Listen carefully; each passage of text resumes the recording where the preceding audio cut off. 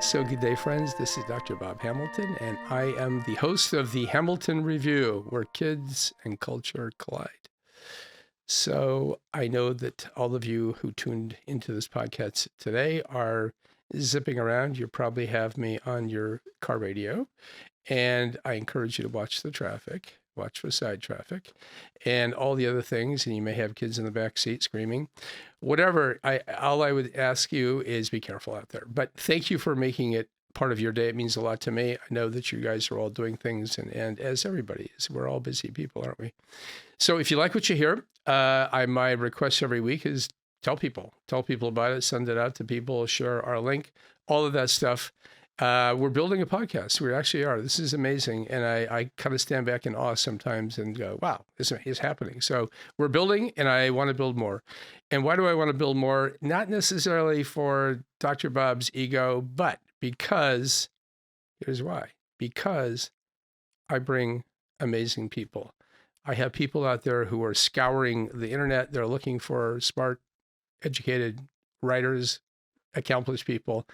And that's who I bring to you every week. And I think you all who listen to on a regular basis know exactly that. And today is no exception at all. It is a pleasure to welcome to our podcast today Eileen Kennedy-Moore. She is a PhD. She's an author, a pathologist, and mom of four. We're going to get into a little bit more of what she does. But before we go there, Dr. Eileen, welcome to the Hamilton Review. Hello, thank you for having me. I'm delighted to be here. And I'm delighted to have you. So Eileen has written about 10 books, and she has all sorts of books that are normally targeted to kids. And she has written a recent book, which is called Growing Feelings. The subtitle is A Kid's Guide to Dealing with Emotions, about friends and other kids. It is co-written with another PhD named Christine McLaughlin. So Christine, wherever you are out there in the world, thank you for teaming up with Dr. Eileen. You guys are a good duo. So we're going to get to this book. Again, the name is Growing Feelings, but we're going to get to the book, Eileen, in 1 second. I first of all want to kind of back up in your life and talk about you. Talk about who you are, what you're doing, why you ended up doing what you're doing today. Sure. Well, I'm an author and a psychologist and a mom of four grown kids. And you could say that my interest in friendship, in children's friendships, started at a young age because growing up, my family moved about every 3 years. So I had to become an expert on getting along with people and making new friends at an early age. As an adult, I've studied the research about children's friendships, and in my clinical practice, I hear every day kids' concerns about making and keeping friends. This is so fundamental to their lives. And what the research tells us is that if friendship is the basis for everything. So if we want kids to feel happier, help them make friends. If we want them to cope better with stress, friends. If we want them to be more engaged in school, less likely to be bullied, friends. So this is really kind of the answer to everything. No, I can't agree more. And in my practice, I see kids who are lonely, who don't have friends. That always troubles Absolutely. me. And we'll talk about that a little bit later with the effect of the pandemic. But the new book that you have written, and we might as well just kind of dive into this book because it's an excellent book. You're talking about feelings now, you're growing feelings. And listeners, let me just say a little bit about the introduction here because Eileen and her coworker have put together a lot of chapters here. Her first part one is feeling anxious about friends. I'm not going to read all these, but feeling shy, feeling worried, feeling embarrassed, feeling guilty. Her second part is called feeling angry about friends, feeling furious, feeling jealous, feeling irritated and mean, feeling grumpy. Third part is feeling bad about friends. Okay. And this is feeling grief, feeling disappointed, feeling ashamed and envious, feeling lonely. So we're going to dive a little bit deep into some of those chapters, but maybe give us a little bit of a background about this book. Sure. So, a lot of the advice that kids get about dealing with feelings is pretty generic. calm down, take deep breaths. I mean, that's fine as far as it goes, but it really doesn't tell kids anything about how to deal with their relationships. And their friendships, their relationships is often where their biggest feelings come up. And some of the advice is just plain wrong, like punch pillows. Now, I can think of a lot of situations where that is simply not an option, and it's not supported by research. What research tells us is that acting aggressively rehearses and intensifies angry feelings. So that's not a good idea.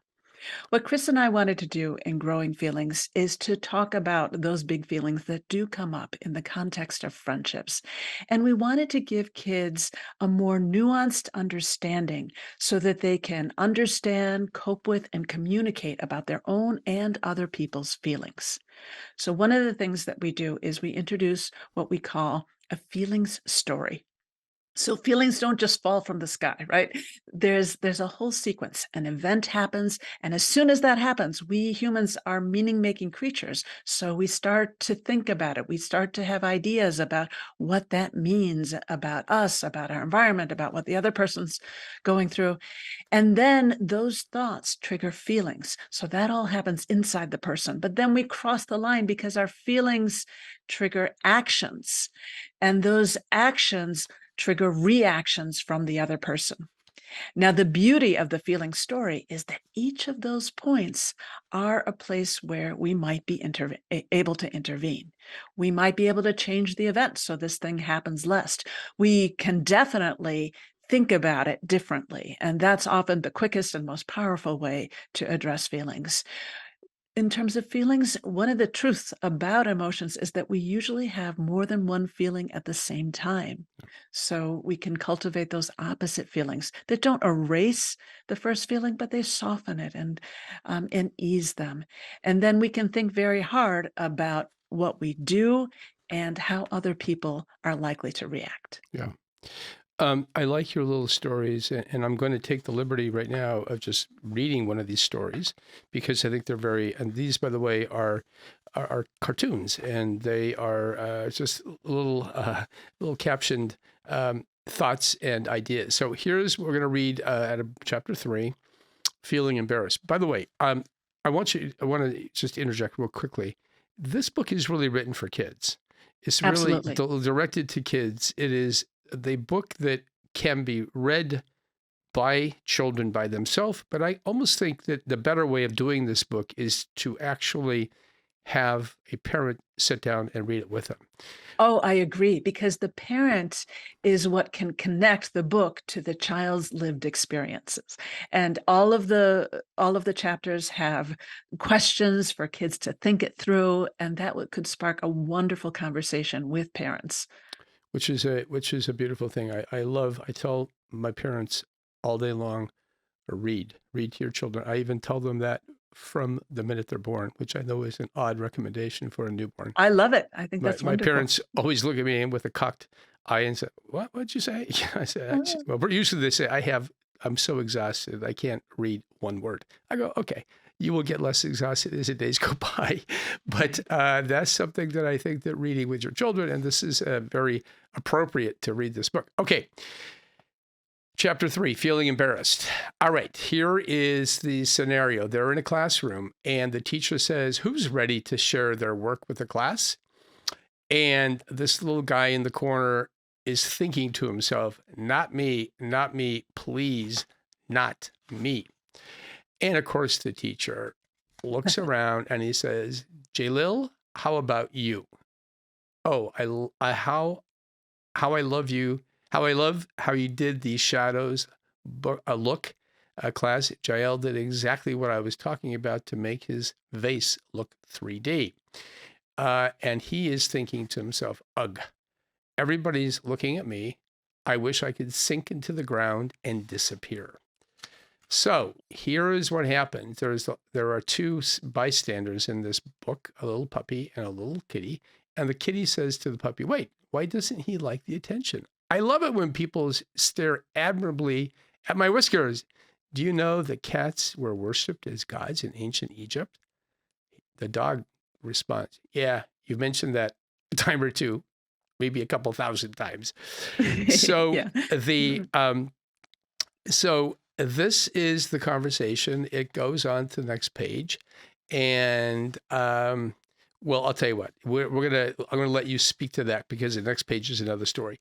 So here's what the take home point. Kids think that they're supposed to get everything right, but teachers actually love it when kids can help other kids. Okay, Dr. Eileen, you are up. So isn't this a situation that we can all relate to, of feeling self-conscious? Oh my gosh, everybody's looking at me. And just seeing that story, that relatable story, can be very comforting to kids because it's like, yes, that just something just like that happened to me last week. So that is lovely.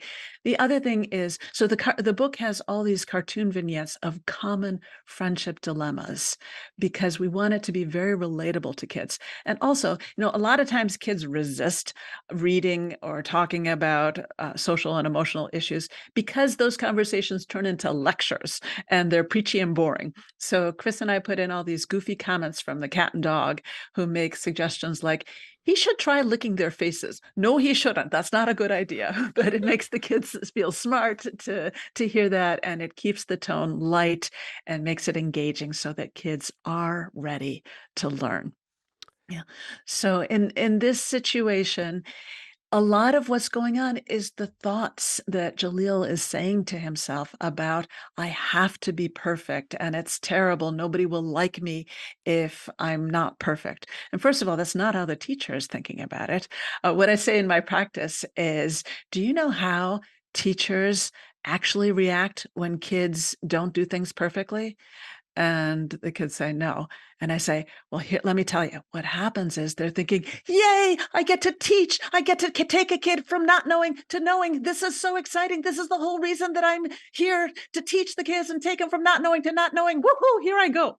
That's right. So it's actually like the teacher is happy if you know it already. But if you don't know it, the teacher is very excited to get you from not knowing to knowing. So you're not supposed to know it all the time. You just have to be open to learning. So that's one way to talk And about trying. it. I mean, I think that the important thing is you Absolutely. nudge if you said, I'm not going to do that, that would be a very negative way to approach this. You want to gently step out and do things that are uncomfortable. We all have felt that before. And Right. when you do, I don't know about you, Eileen, but when I actually do things that are uncomfortable for me, after it's all done and after my nerves have calmed down, I'm actually kind of happy. It feels good. Yeah. Yes. And that, if we compare ourselves to other people, that is a path to misery Yeah. because there are always 10 people out there who are better, faster, smarter than we are.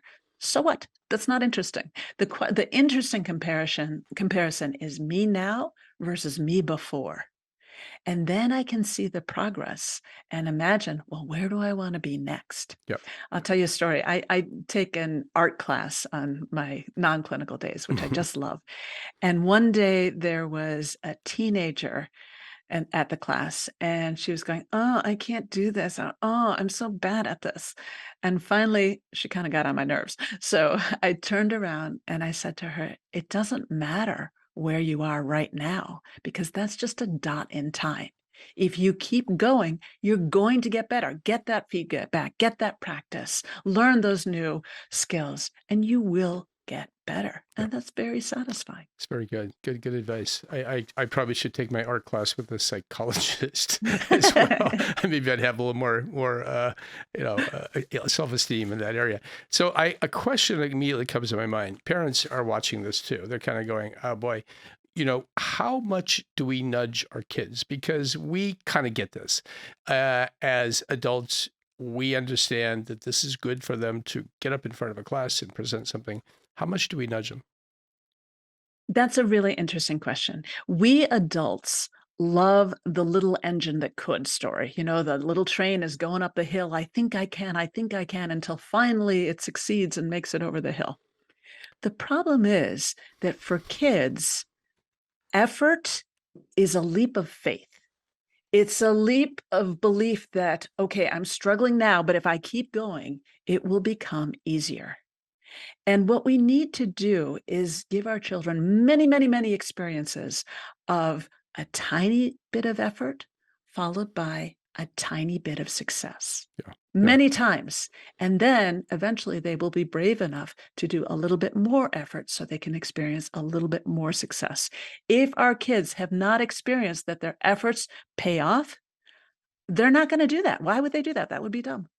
So a lot of it is we have to use our children's, our knowledge, our deep knowledge of our children to help them move forward from wherever they are right now. One of the things I talk about in my practice is what are realistic expectations for children? Yeah. And a lot of times we parents get tangled thinking about children in general and what children in general ought to be able to do, or what most kids this age can do, or what the younger sibling can do. None of that is relevant. We deal with the child in front of us. Yeah. That's what we need to think about. And reasonable expectations are what this child does most of the time, and or maybe just a tiny bit more. There's an interesting researcher, Ellie Leibowitz, who treats anxiety in children, and he never meets with the children. He only works with the parents. Mm-hmm. And his program is he helps parents to dial back the things that they are doing to accommodate their child's fear. What are you doing because the kid is scared? Yep. And the recipe he gives for parents is empathy plus confidence. So lots of empathy. This is really hard for you. Right now, you are feeling very scared. And I know you can do it. Not that you won't feel scared, but I know you can get through this. Yeah. One of the techniques that I like to recommend to parents is to be our children's biased biographer. So think of those times when your child struggled and then triumphed. I remember when you were first learning to swim and you were afraid to put your face in the water. And now look at you, you're a fish. I remember when you were first learning to ride your bike and you fell and you fell and you fell. And now look at you zipping around the neighborhood. If we can hold on to those stories of struggle followed by triumph, it makes it a little bit easier for kids to face that struggle in this moment. Yeah. I think we need someone in our life to be that person, to remind them, hey, listen, you couldn't throw a baseball. You dropped every hit ball that I hit to you. Now you're doing pretty well. And I think that gentle encouragement, you're totally right. I think that, but parents, they kind of need to be there. This is one of my big things, is as much as parents can be with their kid and engaging with them and going through some of these issues, the better off they are, I think. And I think that builds confidence because of exactly what you just said.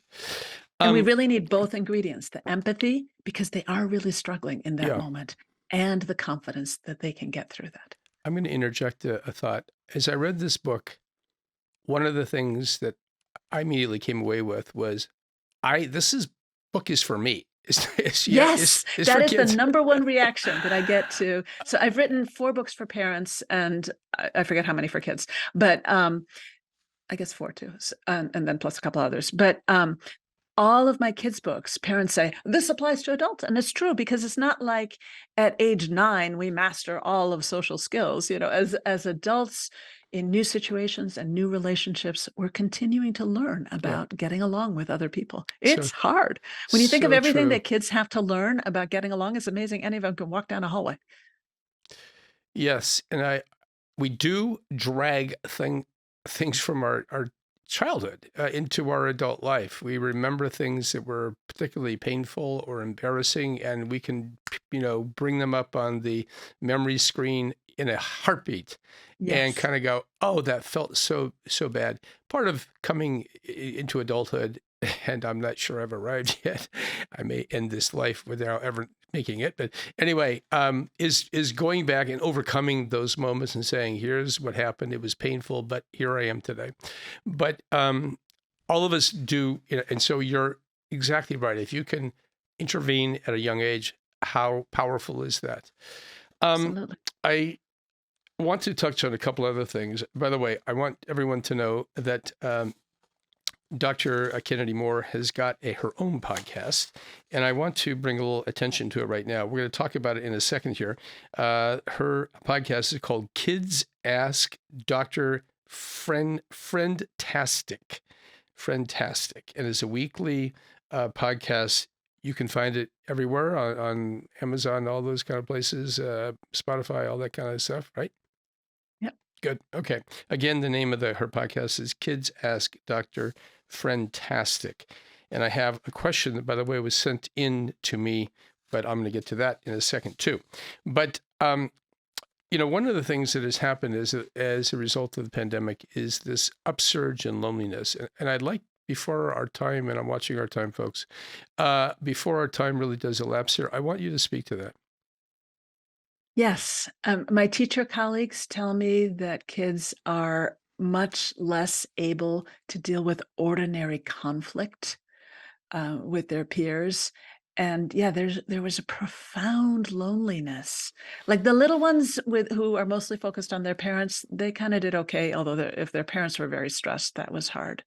But and I don't think this is a permanent damage. Like kids can learn in new situations, but we really have to prioritize friendships Yeah. for children. So honestly, Dr. Bob, since the start of the pandemic, I have been working at a full-on sprint, trying to just create materials, videos, and I made my publisher do a little ebook about friendship during the pandemic, and my podcast, just because this is so fundamental. Learning to make and keep friends equips kids for life, and it's not easy. Yeah. It's not easy for any of us, but it is like after keeping our kids alive, our next responsibility as parents is to teach them how to be in relationships. They need this. So true. So true. I want to ask a kind of an associate question. We are now dealing with a very traumatic conflict in the Middle East right now. And this is affecting a lot of people, certainly in my practice. Yes. I'm curious to know your thoughts about this. It is, younger children, of course, we keep them away from the television. We don't speak about these things in front of them. Older children, we have no choice. I mean, the internet and if the television and all the other stuff is literally rife with content about what's going on. And it's very polarized. I'm Yes. curious to know how you are. I'm sure you're seeing a little bit of this where you're at there in New Jersey. Yes. Yes. And on the college campuses, the protests and the counter protests, it's very, very hard and very, very heartbreaking. No matter what your political views are, this is an unbelievably devastating and heartbreaking situation. So I think that there was a beautiful article in the New York Times just recently about this woman who talks about what do I read to my son when the world is on fire. And I thought that was lovely because she talked about reading books from different cultures to try to understand them. And I think choosing kindness where we can, um, and trying for understanding, knowing that it's not a simple issue that people should just whatever. Yeah. This is a long conflict. Yep. I'm not smart enough to figure out what the answer is, Yeah. but we can try to move forward with love and with caring. Yeah. It's very, very hard. I basically say that to my patients is like, you have to move on. You can't like sweep it under the rug because it's not going to go away tomorrow. Okay. Getting back to your podcast again, which is called Kids Ask Dr. Friendtastic. I think I need to work on that name a little bit, but it's a good name. But okay, this was sent to me by a listener who would like to submit a question to you. Okay, and here it is. What is the best way to help our almost 7-year-old son distance himself from a friendship that is causing him stress, especially if the friend wants to remain close and seems hurt by our son's moving away from him? We want to encourage our kids to be inclusive and kind, but also don't want them to feel they have to be around peers who don't make them happy. Thank you. And I was going to say, by the way, just because you stress friendship is a big deal for you, and I am completely on board with this 100%. I will tell you that my feeling observation out there is there are good friends and there are bad friends. So And research backs you up on that. Absolutely. And this So falls yeah, into the category of a bad friend. So I would be curious I mean, the person who wrote in really laid out both concerns. On the one hand, the kid has a right to decide who they want to be friends with. And what research tells us is that among first graders, about 50% of friendships don't make it a full school year. And among fourth graders and eighth graders, 1/4 of friendships don't last the full school year. So a certain amount of churn in friendship is normal Yeah. because kids are changing and uh, they're on different baseball teams this this year, and they have less contact than they would have otherwise, or they meet new people. So some change in friendships is normal. I'd like to know more about what is stressful about the interactions with this friend. And I wonder if that's something that could be changed with a good I statement about it's uncomfortable for me when you do whatever it is the friend is doing. Maybe that would be possible. Another possibly useful kind of communication would be to say, I like you, but I don't want to spend every single day with you. I would like to see you every other week or whatever feels comfortable. So that would be kinder than just ghosting the friend Yeah. Are if you children communicate in like elementary school, are they capable of that conversation? with coaching. Yeah. Yeah. Okay. So the natural instinct thing is just avoid the kid. Yeah. The kinder thing is to explain what's going on and to try to talk to the other kid. Maybe it's changeable, maybe it's not. And even if you say that and just say, I think we've grown apart and we just don't have that much in common anymore. I wish you well, Yeah. but I think we're not going to be hanging out as much at this point. I also think we should try to leave the door open for a return to friendship. If it was a good friendship before, and this is kind of a temporary glitch, Yeah.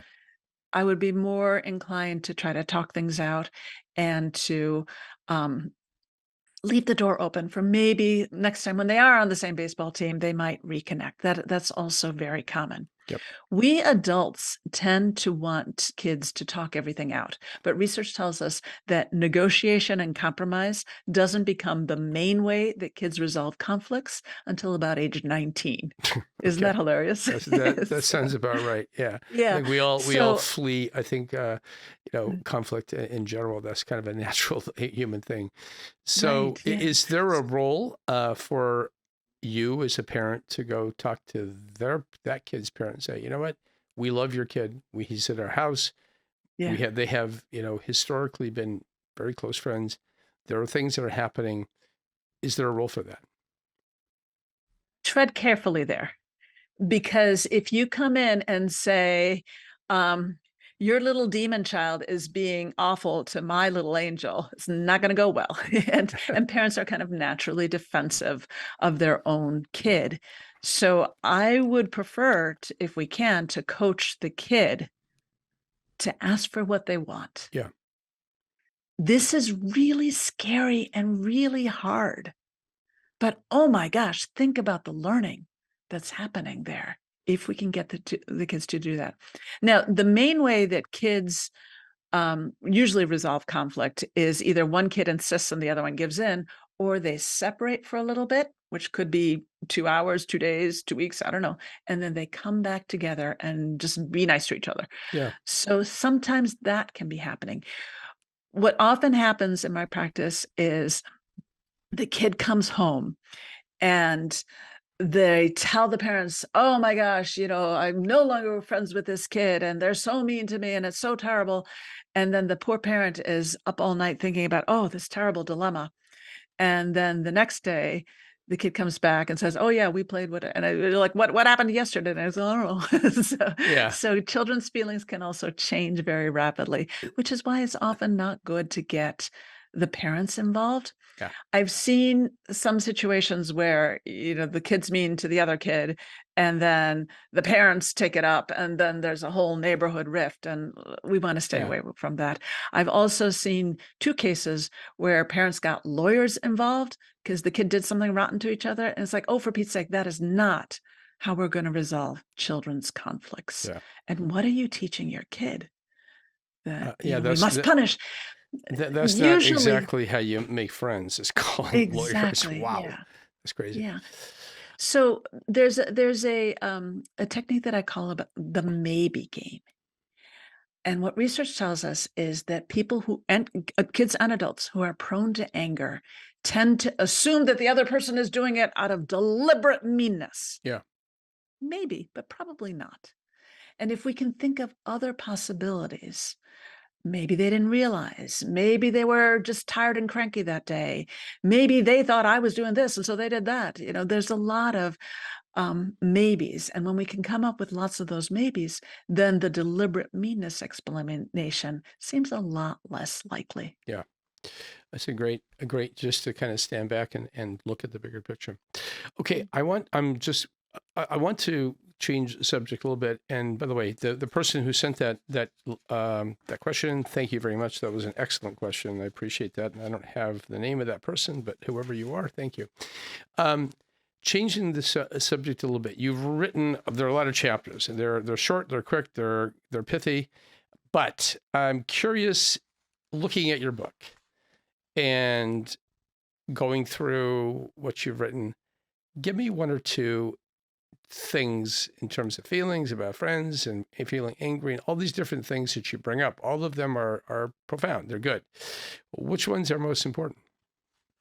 Oh, all of them, because we're likely to feel all of them at some point. I was afraid you're going to say that. Yes. But we can't talk about all of them. So pick a couple of cherries out of that bowl. Well, let me do guilt, Okay. right? Because that's one that people don't often talk about, but it hurts, So a lot of times, like all of the emotions are actually useful. And sometimes we think of negative feelings as, oh, this is something that I have to get rid of. But no, every emotion is important information about ourselves, our environment, our relationships. So they're kind of like smells, they can be pleasant or unpleasant, mild or intense, but we want to use that information. We don't want to be driven blindly by them, but we want to think about them and understand them. Sure. So guilt is that pinch of conscience that tells us that we did something wrong or we hurt somebody. That's useful because it can guide us to try to do differently from now on or to try to make amends. And that can be very useful. Sometimes kids are very reluctant to apologize. Yeah. I apologize very easily because, I wouldn't intentionally hurt somebody. So if I did, of course, I'm sorry. And one way to reframe it for them is that an apology is not about admit you're bad, admit you have no redeeming qualities whatsoever. An apology is actually an expression of caring for the other person. Yep. Yeah. Good old-fashioned empathy. Right. Okay. Well, now some kids will apologize too much. Yeah. And they'll go, I'm sorry, I'm sorry, I'm sorry, I'm sorry. And what I recommend to my clients is never apologize more than twice. Think about it. The first apology, well, that's lovely. The second apology might be good for emphasis. I really am sorry. If you apologize more than twice, you are taking the attention off of the injured party and putting it on yourself. And all of a sudden they have to comfort you. And that's backwards. Yeah. So so true. Yeah. If you break into tears and carry on like that's a little distracting, first of all. So this is a wonderful book, Growing Feelings, the subtitle, A Kid's Guide to Dealing with Emotions, about friends and other kids. This is very, very readable. It's fun to read. It's for kids, but it's for you as well, parents. And I completely recommend it. And good job. I know you've written a lot of books, and I wrote one book, and I know what it takes to write a book. It's a lot of work, a lot of effort, a lot of thinking, and a lot of cross-referencing. And listen, you're a pro. I can see it. So thank you. So if your listeners would like to submit a question to my podcast, it's a 5-minute podcast. It comes out every week. And if you go to drfriendtastic.com, that's drfriendtastic.com, and click on the podcast link, you'll see all the old episodes. There's also discussion questions and a transcript with every episode.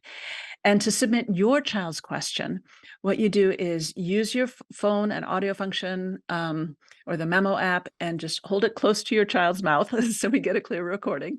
And have your child say a first name. It could be their first name or somebody else's first name, then their age, and then a brief question about friendship. Wow. And just send it to me through the website, drfriendtastic.com. And I would love to be able to answer it. It's wonderful. It's amazing. So you want it in the child's voice. You want the child speaking. Yeah. Wow. Yeah. So the reason that I did the podcast is because I wanted to give children's authentic voices and genuine concerns about friendship, the attention that they deserve. Yeah. And somebody was telling me, "Oh, Eileen, you should use AI to generate fake questions from kids." It's like, never. That defeats the whole purpose. Yeah. And I have to tell you, their little voices are just so adorable. And their questions are deep. The questions that they're asking are the fundamental issues in relationships that we adults are still grappling with. That's right. I'm thinking about turning my podcast over to AI. Just want you to Anyway, this podcast was not AI. These were all my questions. These are genuine kids, genuine, and that's the point. Right? And it's very short. So I've heard from a lot of parents that they'll listen to it on Monday morning as they're driving to school, and the kids really like it. They listen again and again. Well, five minutes is very to the point. So good job. Yes. Maybe I should. Yeah. So I try to do something practical and also something thought-provoking. So talk about the bigger issue in whatever the situation is. Beautiful. Well, Eileen Kennedy-Moore, you're a delight, and what you're doing is really, really important. I thank you so much for taking the time to be on the Hamilton Review today. Again, the book is called Growing Feelings, and you can find it out there on the web somewhere. And Eileen, thank you again. My pleasure. And friends, until next time, be well. Bye-bye. You have been listening to the Hamilton Review, where kids and culture collide. Thank you for allowing us to be a part of your day. Tune in again next week on Apple Podcast. Rate and comment and tell a friend.